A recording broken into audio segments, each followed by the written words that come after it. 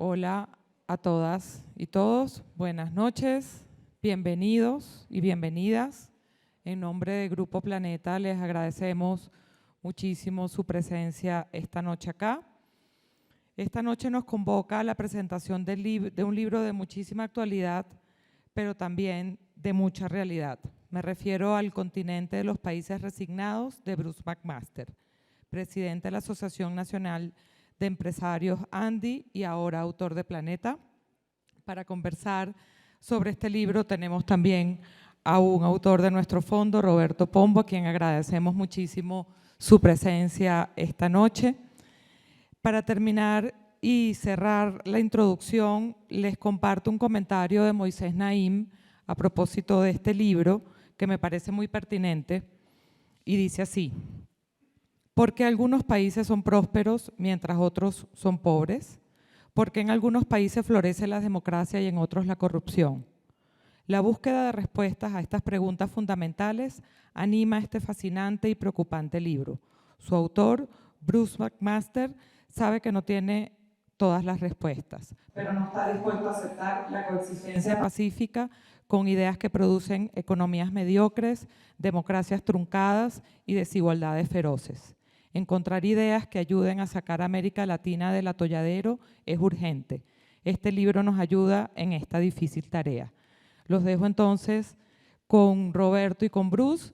Por favor, un aplauso y comencemos la conversación. Gracias. Muchísimas gracias. Muy buenas tardes a todos. Bruce, un gusto estar aquí. Con este palo de agua pensamos que no se iba a llenar esto, pero bueno, se llenó. Es más, dice Mariana, no, con esto no hay que ir a segunda vuelta. Yo hubiera esperado sin duda un libro suyo sobre Colombia y me sorprendió que fuera de América Latina. ¿Por qué América Latina? Y no sobre Colombia específicamente. Claro, gracias Roberto, y gracias a Planeta, y gracias a todos los que trabajaron y nos acompañaron en la elaboración del libro. Yo diría, Roberto, que cuando arrancamos con la construcción del libro, cuando yo arranqué a escribir y cuando saqué las primeras líneas y cuando sacamos los primeros capítulos, me encontré con que realmente muchas de las cosas que estaba diciendo en realidad no eran solo de Colombia. Muchas de las cosas que yo estaba diciendo terminaban siendo muy pertinentes para muchos otros países. Y así arranqué, digamos, en esa construcción, y me encuentro luego con que realmente al final lo que tenemos, digamos, es una serie de países que efectivamente tienen una gran cantidad de características muy similares, especialmente en el tema del desarrollo. Claro que cada uno tiene su lógica, cada uno tiene sus características especiales, cada uno tiene su historia, pero en temas de desarrollo nos parecemos muchísimo, como también en temas de democracia. Y aunque hay unos outliers, yo diría que hay ciertas cosas que terminan siendo muy, muy similares. Y la historia ha demostrado que juntos no hacemos nada, no hemos sido capaces de hacer nada en conjunto. ¿Esa similitud sirve para algo? ¿Cuál sería una descripción en paquete de América Latina? Voy a hacer una terrible que oía un amigo mío en una charla ayer que decía América Latina es la favela de Occidente. Pues fíjate que es uno de los capítulos, es una de las partes del libro, claro, en donde quizá lo que estoy diciendo, lo que estamos diciendo allí es que una de las características que tenemos es que no somos capaces de trabajar juntos. Entonces, esas similitudes que eventualmente tenemos no las sabemos utilizar. Somos un país, un continente con muy pocas probabilidades realmente de lograr una integración grande. Cuando yo le pregunto a la gente qué posibilidad ven ustedes de que nosotros tengamos algo tan parecido, digamos, a la Unión Europea o algo parecido inclusive a lo que sucedió en su momento en el Triángulo Norte de Norteamérica, entre Canadá o Estados Unidos y México, la verdad es que muy poca gente le ve posibilidades claras a que eso pueda suceder. Entonces yo te diría que parte de las características que tenemos muy comunes es que somos unos llaneros solitarios increíbles. Realmente no tenemos como esa capacidad realmente de unirnos, y no parecería que nos vamos a unir en el corto plazo, ¿no? Es decir, no parece ser posible. Pues yo diría que hoy en día no hay razones, digamos, espontáneas que nos condujeran a que hubiera esa unión o esa integración regional, pero también digo al final que es una de las necesidades que tenemos. Es decir, una integración mejoraría el panorama para todos individual y colectivamente. Pues por varias razones, Roberto, porque una de las cosas que aunque me encuentro, digamos, y que de alguna forma a veces pienso que inclusive puede terminar siendo inclusive un poco triste. Debo confesar que hubo capítulos que cuando terminé de escribirlos terminé deprimido, porque yo decía, wow, ¿cómo estoy diciendo todo esto? ¿Cómo me estoy encontrando con que todo esto es tan negativo?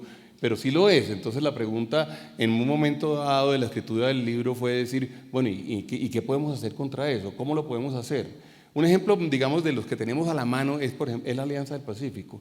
La Alianza del Pacífico nació como un proceso, digamos, en un momento dado casi que como un proceso muy neoliberal, digamos, en el sentido estricto de la palabra, como reacción, digamos, a los países que no estaban en el neoliberalismo. Y bueno, así nació en el año 2010, o así nace en el año 2009. Pero uno esperaría que eso se superara muy rápidamente, básicamente por la idea de que juntos podíamos ser más potentes. Pues no, llegaron los presidentes que llegaron a los gobiernos y hoy en día, como era un proceso neoliberal, la Alianza del Pacífico está en el congelador, que era quizá el proceso de integración más interesante que había en el planeta. No sé si la gente sabe, o si todos sabemos, la Alianza del Pacífico tiene 65 países observadores, en donde todos creen que esa es la gran maravilla del mundo, que esa es la gran maravilla del planeta, que ahí es donde se va a producir el gran desarrollo, menos los 4 países que están en la Alianza del Pacífico. Hoy en día, pues fuimos a México el año pasado, y lo digo por ahí, lo menciono allí, fuimos en diciembre a México, llegamos allá, estuvimos el sábado, el domingo, la Alianza del Pacífico arrancaba el miércoles, la reunión arrancaba el miércoles, el martes AMLO dijo, no, mejor no hagamos esta reunión. Y la reunión no se hizo. Y no hubo reunión de Alianza del Pacífico, y la razón era que a Pedro Castillo no lo estaban dejando salir en ese momento, recordarán ustedes, del Congreso en Perú. Entonces, que si Pedro Castillo no iba, no había reunión de Alianza del Pacífico. Entonces Boric y Petro se quedaron pues un poco con la fiesta armada, no sucedió nada, y era en México, y la reunión no se dio. Entonces yo lo que diría es, eso es parte de lo que realmente nos signa tan fuertemente, que no somos capaces. Ahora yo sí creo que hay una gran cantidad de alternativas y de posibilidades, y si quieres ahora te cuento de ellas. Pues claro que lo hablamos. Hay un cierto tono pesimista en todo lo que usted está diciendo, desde el título del libro, la resignación. ¿A qué están resignados esos países? Pues mira que cuando parte de lo que me sucedió, digamos, durante la escritura era que cuando yo le preguntaba a la gente, oiga, ¿usted cree que Colombia va a ser, perdón, ¿usted cree que Colombia va a ser un país desarrollado dentro de 10 años? La gente me decía no. ¿Usted cree que va a ser en 20 años un país desarrollado? La gente me decía no. La gente le decía en 50 años, y la gente me decía no vamos a ser un país desarrollado. Comencé a hacer esa pregunta como en todo el continente, y todos piensan lo mismo. Y de alguna forma, una de las respuestas comunes era, no, es que nosotros no somos Noruega, nosotros no somos Suecia, nosotros no somos Dinamarca. Yo dije, realmente lo que estamos es resignados. Parece ser que no solamente no creemos que se pueda producir el desarrollo, sino que además creemos que tenemos como ese signo, digamos, esa nube sobre nuestro destino, que no va a conducir a que tengamos desarrollo. Y esta conversación la comencé a dar en lo económico, muy fuertemente, pero también en el tema de democracia. Cuando comencé a decir, bueno, ¿quién cree que desde el punto de vista democrático y ciudadano nosotros vamos a ser un país muy desarrollado, con plenas libertades? Y la gente decía, no, quizá nosotros no somos ese país. Y muy pocos países de América Latina creen que así vaya a ser. Entonces, de alguna forma, sí es como una versión un poco, es un poco un lamento, y hay partes tristes. Y entonces la pregunta es cómo superar eso. Entonces uno tiene que ir al siguiente capítulo.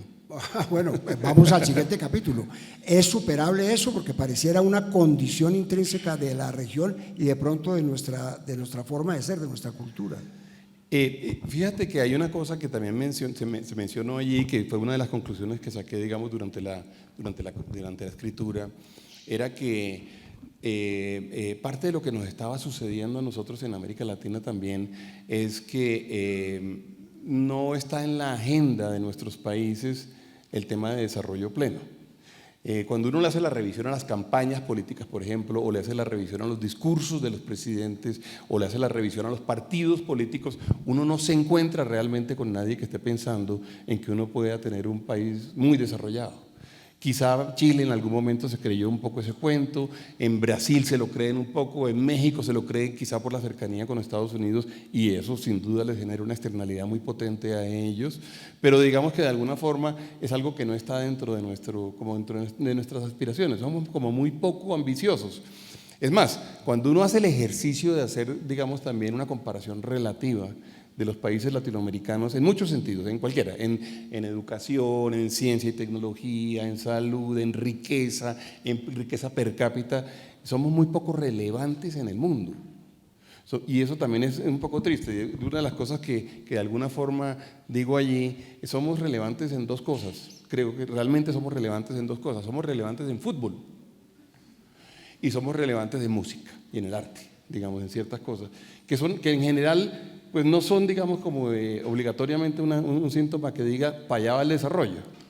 Entonces, yo creo que es superable, pero es superable con un cambio de actitud muy potente.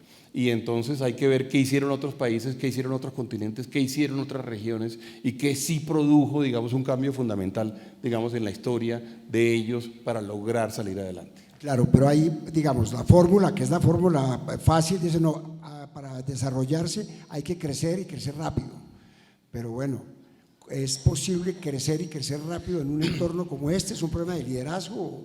Claro, voy a contradecirte un poquito porque yo no creo que es la fórmula fácil, porque crecer no es tan fácil y crecer rápido es menos fácil aún. Pero sí es la fórmula obvia, digamos, en el sentido de decir, tenemos que crecer. Y quizá lo que quisiera decir es que parte de lo que nos ha pasado es que tampoco tenemos, digamos, como una decisión de tener crecimiento acelerado en la región. No la hemos tenido. Y yo hacía, digamos, una comparación que lo he venido haciendo, digamos, desde hace, con el grupo de la ANDI, con el cual hemos trabajado, y con el grupo del área económica que lidera Imelda, hacíamos una comparación de algunos países, por ejemplo, en los años 90, y qué tamaño tenían, y cómo eran sus exportaciones, cómo era su portafolio exportador, cómo era la capacidad de generar valor agregado, y qué pasó de los años 90, qué pasó en la primera década de este siglo, qué pasó en la segunda década de este siglo, y vimos cómo América Latina se pegó una rezagada impresionante comparado con esos países. Entonces el tema no es fácil, es muy complejo, pero es una decisión que no tomamos. Y es que lograr el desarrollo, yo diría, tiene que ser la gran ambición de un pueblo. Y lograr el desarrollo no significa obligatoriamente ser muy, muy rico. No, lograr el desarrollo es una serie de indicadores sociales, es un tema de equidad, es un tema de educación, es un tema de salud, es un tema de cultura, es un tema de investigación científica, de tener universidades, es un tema de libertades, es un tema de democracia. Entonces, pues hay unos países que sí lo logran y otros que no. Hay unos que lo logran porque hay un acuerdo sobre lo fundamental, hay otros que son dictaduras. En el caso de los que se parecen a los nuestros y que nos lo comparan cada rato en crecimiento, en realidad son dictaduras. ¿Qué tanto afecta, pongo entre comillas, la democracia a estos acuerdos? Yo recuerdo haber tenido varias conversaciones, Roberto, hace unos 5 años con algunos amigos economistas y me decían, yo decía, pero vean el caso de Corea del Sur, o vean el caso de Singapur, o vean el caso de algunos de los países del sudeste asiático. Y la respuesta siempre fue, pero ojo que allá no hay democracia. Allá realmente lo que ha habido son autocracias o ha habido dictaduras. Y esa es una pregunta, digamos, fundamental en toda la conversación, porque la pregunta es si uno es capaz de producir conjuntamente, al mismo tiempo, desarrollo económico y desarrollo social, al tiempo que fortalece la democracia. Y por eso, de alguna forma, en el libro arranco, digamos, hablando de los temas de la democracia, diciendo, ese argumento no lo podemos aceptar, es un argumento que para nosotros no es un argumento, digamos, que no puede estar dentro de los ingredientes de nuestra receta, y tenemos que imaginarnos cómo hacer para que sí se logre. Y bueno, sí hay muchos ejemplos, los países nórdicos. Los países nórdicos son un muy buen ejemplo de democracias potentes, de ciudadanías potentes, de derechos y de libertades potentes al tiempo que tienen desarrollo económico. Probablemente no se produjo ese desarrollo solamente durante las últimas 3 décadas, si lo tenemos que irnos quizás 5 décadas atrás, pero lo logran. Entonces yo creo que hay ejemplos muy buenos. Están muy lejos para mi gusto. Están lejos, pero… Sí, esa comparación, digamos, cuando uno lee este libro que está hablando sobre América Latina, en el caso mío no puedo sino traducir permanentemente el tema de Colombia. Sí. Entonces uno dice, bueno, cuando uno está hablando de que tenemos que ser democráticos, ¿qué quiere decir ser democráticos? Tener elecciones, por supuesto. Claro. Claro, es muy interesante lo que estás diciendo, porque cuando yo le comentaba a algunos amigos sobre lo que estaba escribiendo, me decían, pero no puedes decir que no somos democráticos. Y entonces me puse un poco como en la tarea de tratar de entender cuál es la definición profunda de democracia, y cómo la definición profunda de democracia no es solamente procesos electorales. La división, el libro de Acemoglu y Robinson, el último, el del pasillo estrecho, creo que le pega, digamos, a esa definición y dice, no, los países profundamente democráticos son países profundamente libres. Y por libertad, digamos, entendemos también la capacidad que yo tengo de decir, yo puedo realmente hacer lo que quiera sin digamos, afectar los derechos de otras personas, y no puedo tener miedo de hacer nada dentro de la institucionalidad, ni de decir nada dentro de la institucionalidad, y debo ser capaz de disentir, y debo ser capaz de caminar por la calle, y debo ser capaz de caminar, de andar por nuestras carreteras, y debo poder salir en cualquier momento, y eso es la verdadera libertad. Entonces, en ese orden de ideas, hay bastantes índices, y en el libro hago referencia a ellos. Hay bastantes índices alrededor de la democracia plena. Entonces dice, hay países que sí, efectivamente tienen la capacidad de tener procesos electorales. Y es cierto que, por ejemplo, Colombia tiene procesos electorales más o menos permanentes, pero también es cierto que en todos los procesos electorales, por lo menos los últimos de los cuales nos acordamos, por ejemplo, siempre hay una pregunta alrededor de la financiación de las campañas. Cualquier campaña de los últimos 30 años es una campaña que ha tenido una pregunta muy profunda alrededor de si, por ejemplo, el narco ha sido capaz de penetrarla o no. Y casi siempre la respuesta es sí. Entonces, sí somos capaces de montar elecciones, pero son elecciones que se ven manipuladas. Y ahí, digamos, de alguna forma tocamos otro tema cuando uno lo lee allí, que es el tema de la nueva versión de interferencia en las democracias, que es el tema de las redes sociales. Sí. Que además se está mezclando en este momento cada vez más con el tema también de la financiación indebida, digamos, en términos de cómo se están pagando esas Pero campañas. Siguiendo por el camino de lo que se debe hacer, de lo que es democracia, de Colombia se ha dicho, yo creo que desde siempre, que aquí hay mucho más territorio que Estado, y hay un Estado que funciona formalmente en unas zonas del país. Dentro de esa formalidad están las elecciones, pero hay una cantidad de territorios, por llamarlo de alguna manera, que no son del Estado y que generan los motivos de conflicto que hacen de este país prácticamente un país ingobernable.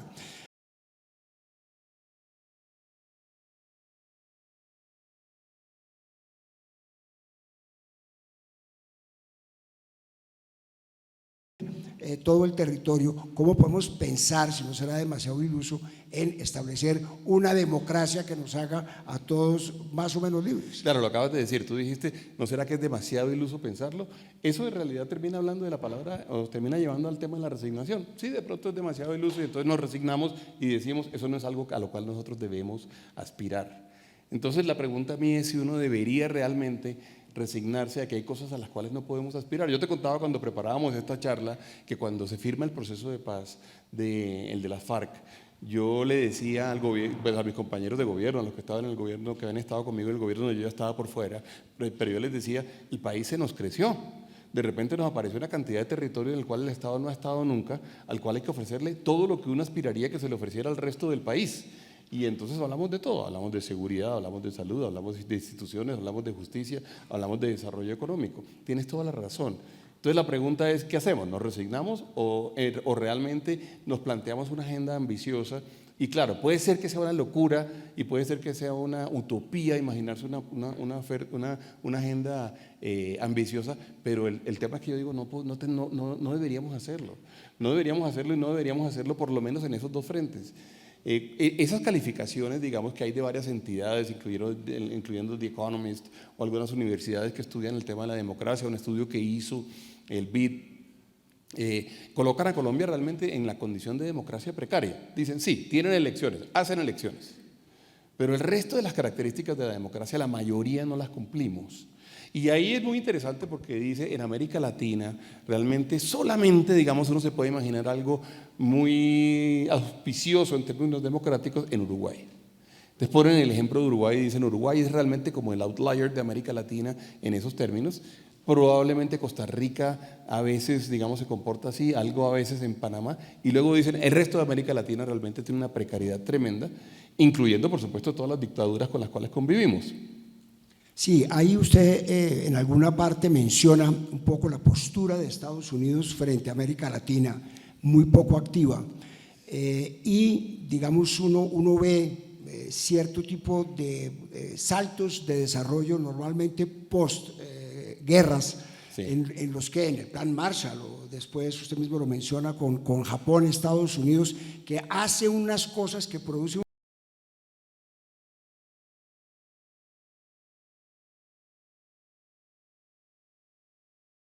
y abarcando una gran cantidad de gente. Eventualmente lo podría hacer con América Latina, Sí. y no lo ha hecho. ¿Por qué? Sí, sí, no, la razón yo no la entiendo bien, pero lo que sí es claro, digamos, y es parte del diagnóstico que se hace ahí, y entonces esto está en medio de esa polaridad, digamos, mundial, de lo que está pasando en China hoy en día, o con China hoy en día, y lo que pasa en Estados Unidos, para decir que efectivamente Estados Unidos, en mi opinión, se ha equivocado en la relación con América Latina, porque la ha concentrado básicamente en un tema, que es el tema de lucha contra el narcotráfico, en el tratar de mantener a la región más o menos calmada, un poco, digamos, ahora está preocupado con el tema de la migración, pero no ha hecho lo que yo creo que hubiera verdaderamente, digamos, nos hubiera hecho pasar la página o hecho la diferencia, y es generar prosperidad. Y yo digo, Estados Unidos no se ha dedicado a generar prosperidad en la región. Si Estados Unidos quisiera verdaderamente tenernos a nosotros de aliados muy cercanos, incondicionales, debería pasar obligatoriamente por la generación de inmensa prosperidad. Es más, digo, no solamente no genera prosperidad, sino que a veces nos encontramos con inmensas contradicciones. Por ejemplo, nos tratan durísimo los tratados de libre comercio, o firmamos un tratado de libre comercio y ese tratado de libre comercio luego, por barreras arancelarias, conducen a que no podamos exportar nada. Y pongo el ejemplo de los cuartos traseros de pollo, que ustedes se acordarán que esa fue la gran discusión alrededor del plan de la discusión del Tratado de Libre Comercio. Pues bueno, discutimos 4 años alrededor de los cuartos traseros de pollo. Pues bueno, no sé si ustedes lo saben, Colombia no ha exportado ni un cuarto trasero de pollo a los Estados Unidos hasta este momento, por razones de barreras arancelarias. O la directiva presidencial 232 alrededor del acero y del aluminio, donde nos metieron a nosotros diciendo que por razones de seguridad nacional Estados Unidos le iba a poner un arancel de 25% al acero y el 10% al aluminio, y Colombia hoy en día paga el 25% de arancel. Y uno dice, bueno, ¿y los productores nuestros y los 62 millones que exportábamos, qué pasó? Y lo que producíamos en aluminio, ¿qué sucedió? Entonces digo, Estados Unidos realmente no ha atendido realmente las necesidades de la región, razón por la cual todo el tiempo está asustado con la capacidad de mantener la alianza bien mantenida. Y por otro lado está China tratando de ofrecerle y de pintarnos pajaritos de oro, en términos de decir, bueno, aquí sí está la solución y yo sí estoy preocupado por ustedes en términos Esa económicos. presencia clarísima de China, cada vez más importante en América Latina, será la forma de convencer a Estados Unidos a las malas de que tiene que mirar para acá, o no. Pues tienen regímenes distintos y no pueden actuar igual. Para Estados Unidos es muy difícil actuar igual que como actúa China, porque pues por toda la autocracia y por todas las capacidades, digamos, de falta de democracia que tiene China. Pero Estados Unidos sí lo debería pensar, además porque ya lo ha hecho en otras partes. Cuando uno ve el gran agradecimiento que le tiene Corea del Sur a Estados Unidos, pues tiene que ver con la prosperidad que produjo allá. Yo te ponía el caso de Japón. Yo decía, Japón incluso, digamos, un país al cual le sueltan 2 bombas atómicas, pues las únicas realmente utilizadas en guerra, pues fue un país que luego tuvo una ola de prosperidad inmensa y tuvo un desarrollo grande, y ha tenido por estas razones, digamos, una relación por lo menos económica interesante con Estados Unidos, y es cierto que hay todo el tema de la memoria histórica y del dolor, digamos, relacionado con las 2 bombas atómicas, pero también es cierto que hay agradecimiento en lo económico. Entonces lo ha hecho, pero en América Latina no. El tema de la sostenibilidad, el tema del Amazonas, ese tipo de discusión nos puede dar una ventaja comparativa a la que hay ahora, o vamos a resultar igualmente. Pues fíjate, Roberto, que yo creo que así como no somos relevantes en casi nada, yo creo que ahora comenzamos a ser relevantes en un nuevo tema, que es el tema de que el Amazonas es importante para el planeta. El Amazonas y pues realmente los Andes y una gran parte, digamos, de toda la biosfera, digamos, y de todo el desarrollo, digamos, alrededor de la biodiversidad que tiene esta región. Yo digo, América Latina tiene que aprovechar eso y aprovecharlo bien, pero tenemos que unirnos y tenemos que hacerlo conjuntamente. En el Amazonas hay 7 u 8 países, están las Guyanas, Venezuela, Brasil, Ecuador, Colombia, Perú, Bolivia, y no nos unimos y no hacemos las cosas bien y tenemos unas peleas. Todos sabemos cómo resultó de mal la reunión que hubo ahora en el Amazonas. Entonces unos presidentes dijeron unas cosas, otros dijeron otras. No fuimos capaces de sacar ni siquiera un memorando o una declaración final consensuada. Esa discusión es una discusión en donde yo veo que hay unas grandísimas oportunidades, porque el planeta sí necesita el Amazonas y necesita toda América Latina. Pero lo que yo creo, adicionalmente, y por qué creo que nos tenemos que unir, es que tenemos que de alguna forma hacer pesar ese peso relativo frente al resto del planeta. Toda esa Europa que en su momento devastó y deforestó todas sus llanuras, o los Estados Unidos, en donde se hizo exactamente lo mismo en Norteamérica.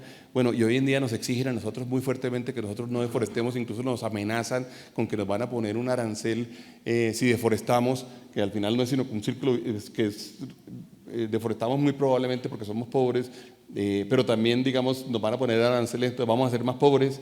Esa posición, digamos, a mí me parece equivocada por parte de los europeos. Pero ya está la discusión puesta, porque, digamos, todo el mundo ha deforestado, sí, todo el mundo genera el calentamiento sí, de las emisiones, sí, etcétera, y nosotros, como somos los que generamos la contra de eso, tenemos que hacernos cargo de que sea posible. Que me da un poco un paralelo, no es muy igual, pero me suena lo mismo como con la guerra contra las drogas. Claro. Que es que ellos se la consumen y nosotros ponemos los muertos acá, y eso es una ecuación invariable a pesar de que hay miles y miles de argumentos. Pero ¿de qué manera se puede cambiar eso? Es la misma ecuación exactamente, porque es la ecuación del consumo por un lado y la oferta por el otro, y entonces el consumo de CO2 se ha producido allá es donde se han producido las emisiones, y nosotros no hemos sido suficientemente fuertes. Yo digo, y en eso, además, con el presidente Petro, estoy de tanto en tanto en acuerdo con eso en particular. Yo digo, deberíamos ser suficientemente fuertes en exigirle al mundo, especialmente a China, a la India, en algo Europa, que ellos bajen realmente la emisión de CO2. El calentamiento global se está produciendo allá. Todo el mundo sabe, Colombia tiene produce el 0.46% del CO2 que se envía a la atmósfera. Sin embargo, aquí es donde nos van a poner eventualmente los aranceles, digamos, por deforestación en la Unión Europea. Entonces yo digo, esas son de las oportunidades que tendríamos realmente de unirnos, y de unirnos como bloque, y de hacerle una exigencia al mundo. Listo, podemos defender el Amazonas, es cierto, pero por favor dejen de emitir, no pueden seguir emitiendo. Yo he sido cauteloso con el tema de Petro, pero usted fue el que lo mencionó, ahorita nos metemos de frente con eso. Usted menciona el tema de las migraciones como un tema pues complejísimo, digamos un poco de la incapacidad que tienen estos estados de darle solución a la gente. Pero yo recuerdo en México, en un momento dado, que una cantidad de gobernadores, en privado por supuesto, decían, mire, esto es muy doloroso, pero para tener los ingresos que tenemos por las remesas que nos mandan los que se van, claro, no tendríamos, yo no sé cuántos siglos de desarrollo para producir eso. Esa dicotomía o esa esquizofrenia, ¿cómo se arregla? Sí, es que es verdad, es que yo creo que la migración en realidad es como la versión más dolorosa de esa resignación. Es la población que dice, yo aquí no tengo futuro. Yo realmente, si quiero tratar de vivir en condiciones de desarrollo en algún momento de mi vida, en algunos años de mi vida, o mis hijos quieren vivir en algo de desarrollo, la única alternativa que hay es que nos vayamos. Y vámonos y pasemos por el tapón del Darién, y hagamos todo lo que hay que hacer, y eventualmente sometámonos al hueco y a lo que pasa a los coyotes y todo lo que sucede en la frontera con los Estados Unidos. Es una versión tremenda, es una versión muy dramática, es una versión donde dice, pues cómo es que la gente al final termina teniendo esa resignación o esa desilusión tan grande de sus pueblos como para decir, la única forma de tener bienestar es realmente irme para allá. Lo mismo le pasa a África, claro que le pasa eso. Bueno, y está por supuesto las migraciones de las guerras, que es un poco lo mismo. Este país está muy mal, me tengo que ir. La única forma de vivir más o menos tranquilo. No hay duda. Tú mencionas el tema de las remesas, es cierto, y hay gente también que dice, y no solamente es eso, sino que se va una carga social importante a que lo atienda a otra sociedad. Por esa razón, entre otras cosas, en Texas son tan duros como son, o en Texas le mandan los buses a Nueva York y le dicen, no, perdón, aquí llegan los migrantes, pero se van para Nueva York. Y el gobernador de Texas los manda allá. Claro, es sin duda un reflejo de eso que estás diciendo, y es un reflejo, digamos, de cómo, pues, es como una desesperanza muy, muy triste, ¿no? Es la desesperanza absoluta. O sea, yo soy capaz de irme allá jugándome la vida y la de mis hijos. Quizás todos vimos, o varios vimos después de las elecciones, un documental del tapón del Darién el domingo, bueno, los que no estaban celebrando, ¿no? un documental, El tapón del Darién el domingo, tremendo. Una madre con 5 hijos. Sí, terrible, terrible. Sí. Dentro de, usted hace una lista de los países, eventualmente no como el nuestro, pero puede que sí, que han logrado salir adelante, que han dado un salto de una pobreza muy grande o de un crecimiento y desarrollo muy precarios a algo muy importante, y hace unas categorías. Una de ellas es los que se encontraron tesoros. Tesoros, sí. Sí, entonces, ¿esos cuáles son? Y si nosotros tenemos eventualmente la posibilidad de encontrar uno. Sí, sí, sí. Ahí lo que de alguna forma lo que estoy diciendo es, históricamente ha habido como 2 formas, digamos, para crecer aceleradamente y para generar riqueza aceleradamente. Una fue las invasiones. Históricamente, pues el mundo, digamos, vio las invasiones y cómo unos países se apoderaban de otros, se generaban inclusive por la vía de las guerras. A veces no había forma de ni siquiera resistirse a la invasión y era simplemente una invasión o una colonización. Y eso fue lo que la humanidad hizo durante mucho, mucho tiempo. Eso está más o menos, digamos, proscrito hoy en día y se dice, no, yo no me puedo enriquecer a punta de eso. Entonces la otra forma de hacerlo es verdaderamente creciendo, y entonces ¿cómo hago para apoderarme de ese valor agregado que está en otros lugares? Exportando. Y entonces de alguna forma lo que se termino diciendo allí es, para poder crecer hay que venderle cosas al mundo, hay que venderle cosas al mundo. Pero resulta que hay países que tienen tesoros, como tú dices. Entonces a esos países pues les queda más fácil. Quien tiene, por supuesto, petróleo, pues tiene para cómo venderle el petróleo. Quien tiene oro, que tiene litio ahora, o están los otros, los que no tienen esos tesoros, que tienen que producirse esos tesoros. Y eso se produce produciendo o conduciendo a que haya productos muy valiosos de valor agregado alto, en cuyo caso, digamos, pasamos obligatoriamente por temas de innovación y de ciencia y tecnología y de investigación. Cosa que para nosotros no ha sido importante, realmente no lo hemos hecho. Uno ve la columna del profesor Basserman, la última del viernes, y es una tristeza lo que está dicho allí. Y entonces, pero los países entonces tienen la obligación de hacer eso. Y pongo inclusive un caso, pongo el caso de Venezuela, y pongo el caso de Venezuela, de un país que tuvo un tesoro, que ha tenido un tesoro inmenso y que lo ha dilapidado. Y digo, ese es el ejemplo de cómo uno no puede utilizar un tesoro. Y lo pongo y lo comparo, digamos, con Emiratos Árabes Unidos, o lo comparo con Noruega, digamos, en países que tuvieron ese petróleo y deciden, digamos, construir una riqueza alrededor de ese petróleo que les va a servir a varias generaciones. Sí. En un cambio conceptual de esos que usted plantea, hay una cosa que es impresionante, que usted dice que cuando pasó por el gobierno se dio cuenta que no había absolutamente ninguna entidad del gobierno, eso parece una caricatura, encargada de promover el desarrollo. ¿Eso es así? Sí, yo lo decía, y hay algún ejemplo, digamos, de cómo la institucionalidad ha venido cambiando. Y digo, en Colombia tuvimos un Ministerio de Desarrollo que estaba encargado del desarrollo, entre otras cosas, ¿no?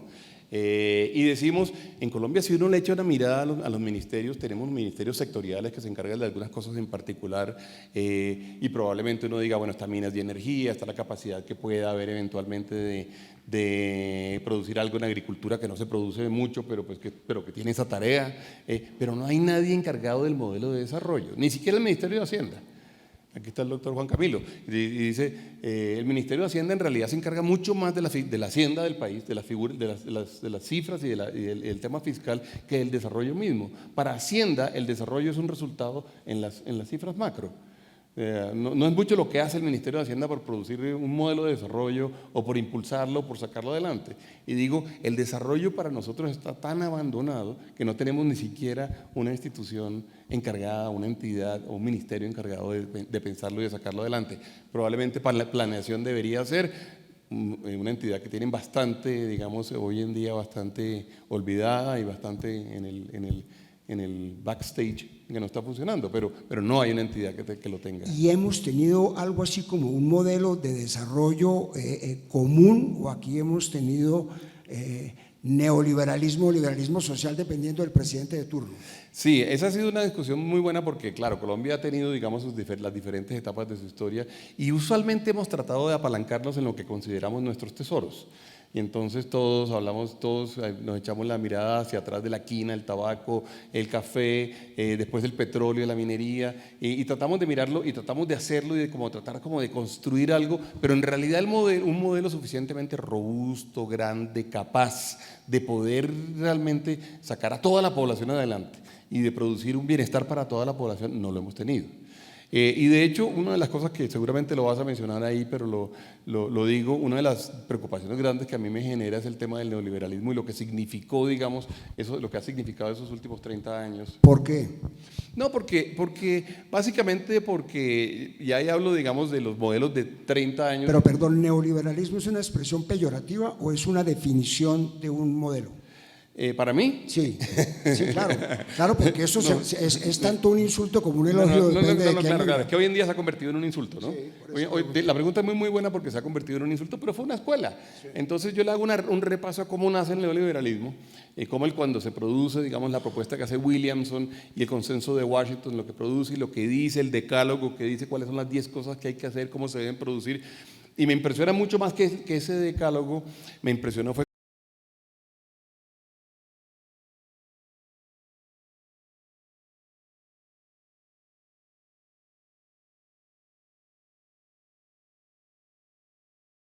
desarrollo ni el modelo productivo, se olvidaron un poco de eso y realmente lo que hacen es decir, hay que hacer algunas cosas importantes en términos de regulación del Banco Central, de las tasas de interés, de flotar la tasa de cambio. Yo digo, estoy de acuerdo con las 10 cosas, pero le quedan faltando un par de cosas y le queda faltando por lo menos el tema de la pobreza, el tema de la equidad y le queda faltando sin duda alguna el tema del desarrollo económico.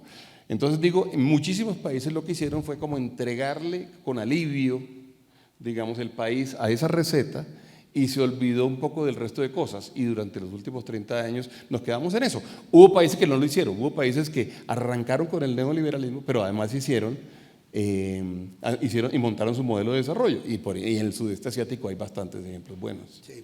Uno va leyendo el libro y trata de hacerle un perfilito a usted y entonces es más o menos heterodoxo, no logra uno asir del todo en una escuela de esas más o menos conocidas. ¿Usted se definiría de alguna manera como economista? Pues a mí me molesta siempre como inscribirme en las escuelas, Roberto, y en todo, en las escuelas políticas y en las escuelas, digamos, económicas, porque yo creo que el ejercicio de la economía es tan complejo en el sentido de que uno tiene la aspiración a que una comunidad, un colectivo produzca unos resultados, en nuestro caso un colectivo de 50 millones de personas, produzca unos resultados suficientemente buenos, que es muy difícil casarse con una receta que sea dictada, digamos, por un libro, por una escuela o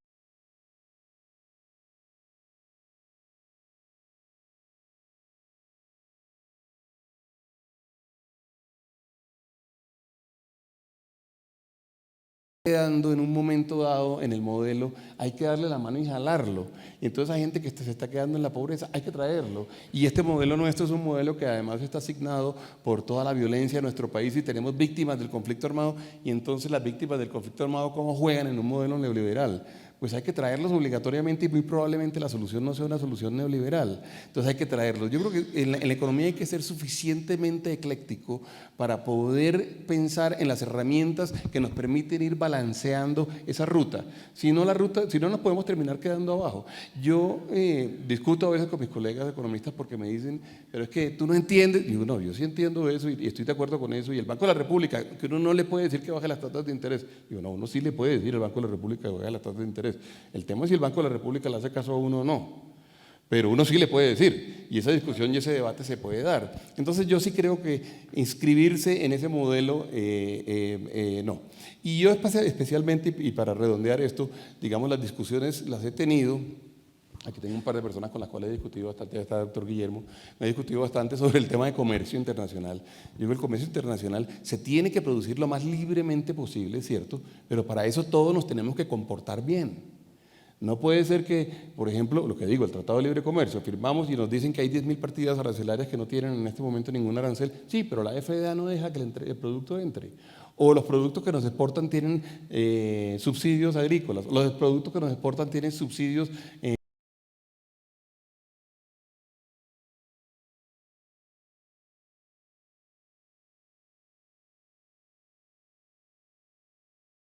ingenuos y ser lo suficientemente astutos, por lo menos para no dejarnos manipular, ¿no?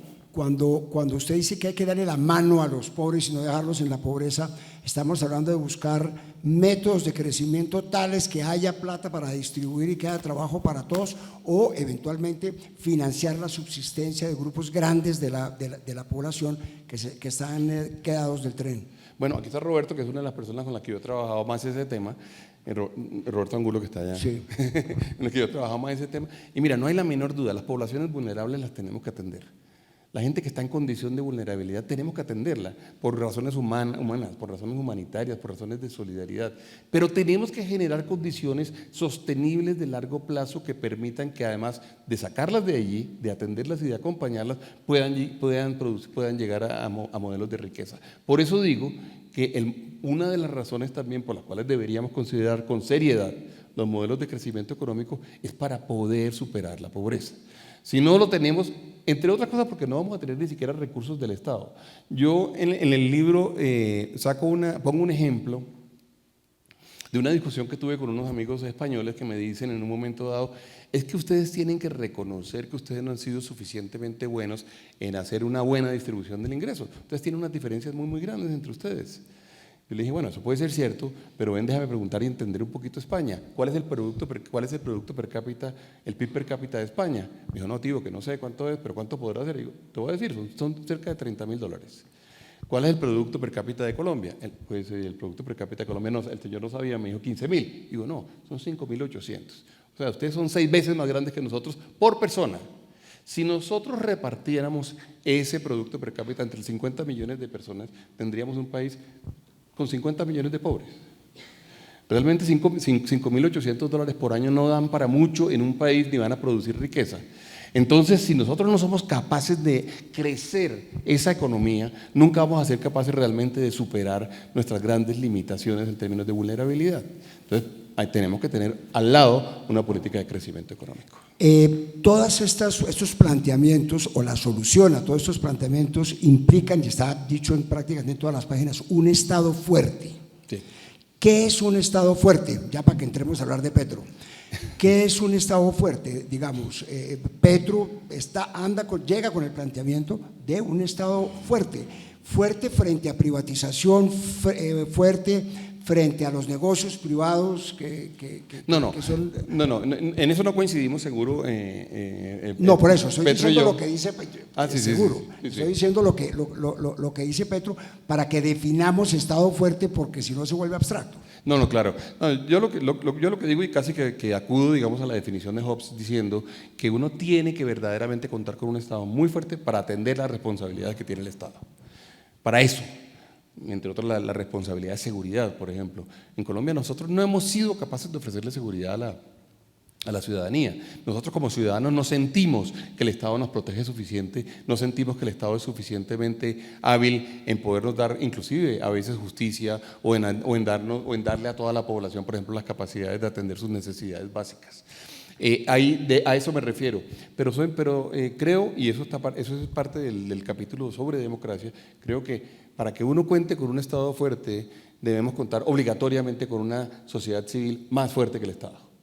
Y digo, obligatoria, que es un poquito la famosa referencia al Leviatán maniatado, diciendo el Estado debe ser muy fuerte para cumplir con sus obligaciones, pero nunca debe poder imponérsele a la sociedad civil. Y digo, la sociedad civil tiene que ser suficientemente fuerte para asegurarse que el poder nunca será utilizado para beneficio propio, para ser arbitrario, para tomar decisiones en las que no estamos de acuerdo o tener mecanismos de toma de decisión que no sean los mecanismos correctos.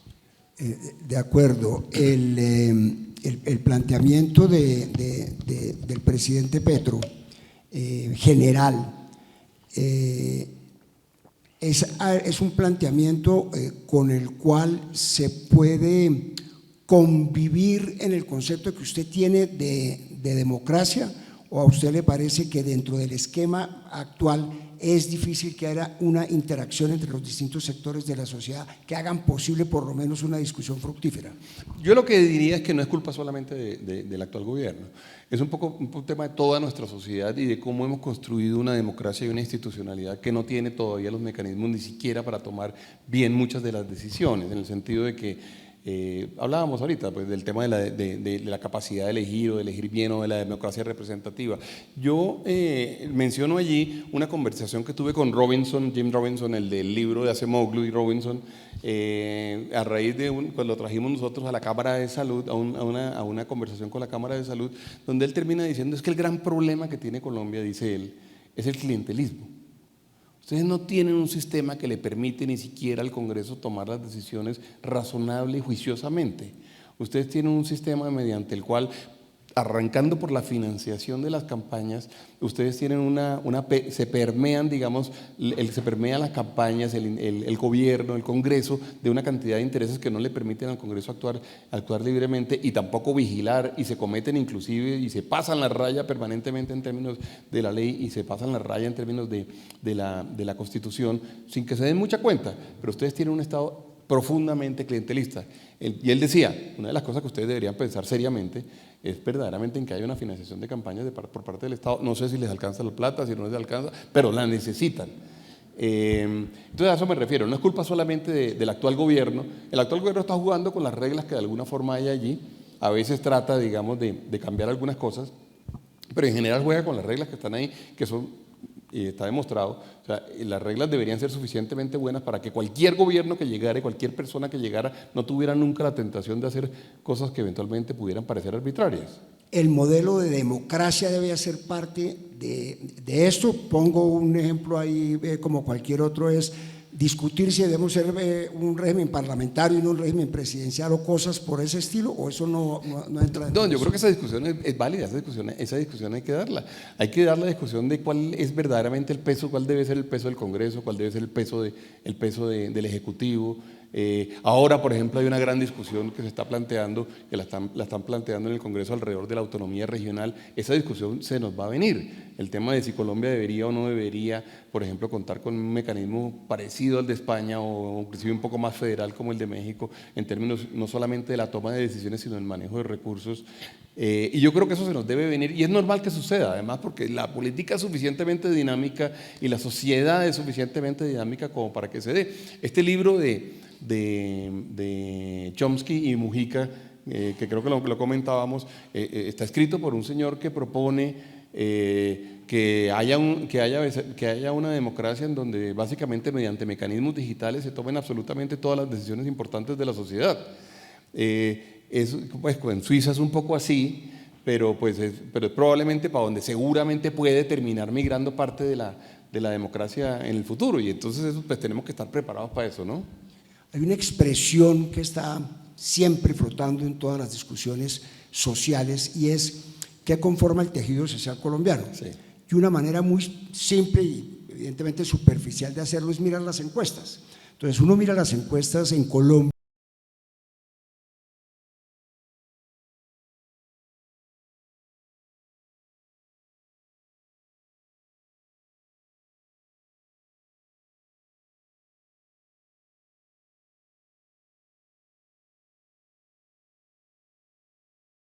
en lo que sí cree es en su empleador.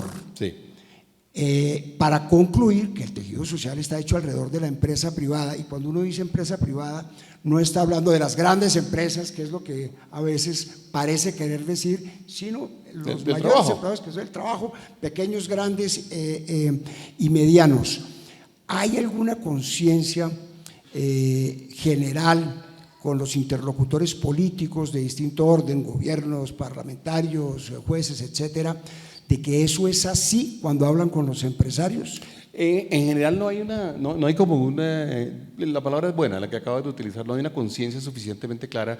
A veces se sorprenden, digamos, de que en las encuestas inclusive la favorabilidad del sector empresarial esté por encima de muchísimas cosas, de las Cortes, del Congreso, del Ejecutivo, se sorprenden de eso, pero yo diría, Roberto, que en el caso de Colombia hay varias cosas que lo definen.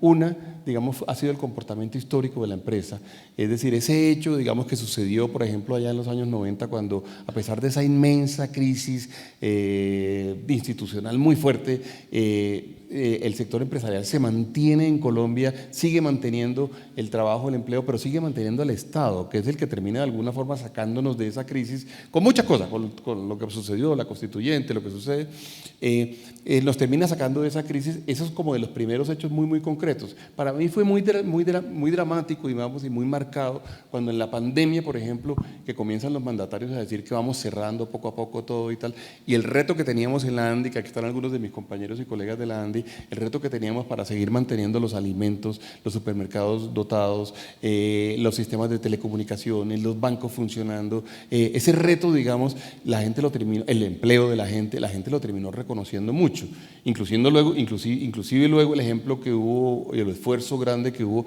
alrededor de las vacunas que se compran, esos 2 millones de vacunas que se compran y de alguna forma se refuerza el Plan Nacional de Vacunación, la gente lo reconoce, no obligatoriamente lo reconoce los políticos, de hecho los políticos le juegan, que es la pregunta tuya original, le juegan mucho a tratar de construir con una versión populista alguna plataforma, digamos, de popularidad, atacándola al sector empresarial, inclusive hemos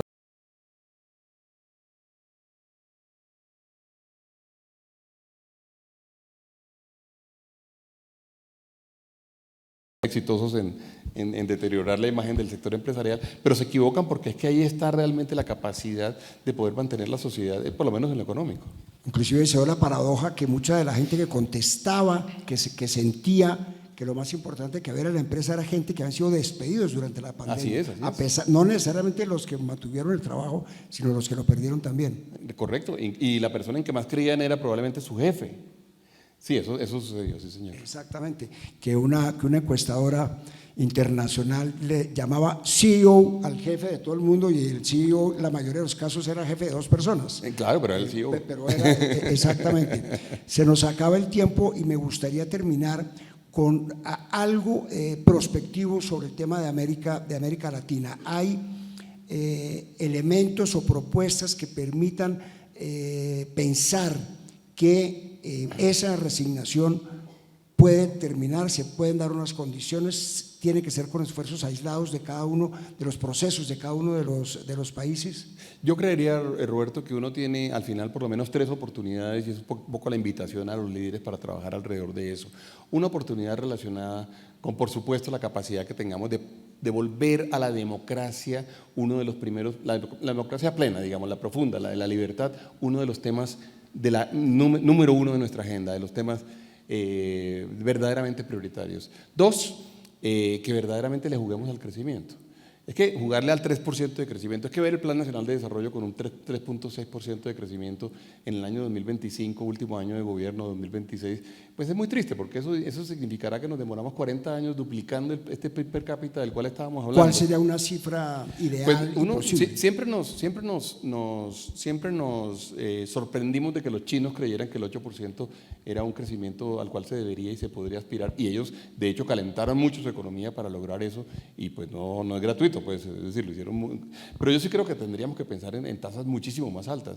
Colombia, cuando tuvimos hace unos años, digamos, el crecimiento potencial, se hablaba de 4.5% y nos sentíamos muy contentos, pero eso tampoco nos va a sacar de alguna forma de la situación actual. Entonces tenemos que imaginarnos, digamos, las formas de hacerlo, y hay que trabajarlo, pero como un propósito nacional. Si no lo es, y si no es verdaderamente como una de esas grandes aspiraciones, no lo va a hacer. Y la tercera es la integración latinoamericana. Realmente hay la oportunidad de hacer una integración latinoamericana, especialmente alrededor del tema ambiental, donde Latinoamérica sí es importante hoy en día, más importante que nunca. Somos mucho más importantes que lo que hemos logrado con Messi, con Maradona o con Shakira. Es en este momento la importancia que nosotros tenemos en lo ambiental. Ahí hay una oportunidad inmensa. Perfecto, pues recomiendo mucho el libro. Muchísimas gracias, Bruce, y muchísimas gracias a ustedes por haber venido. No, muchas gracias por venir. Gracias a ustedes por venir.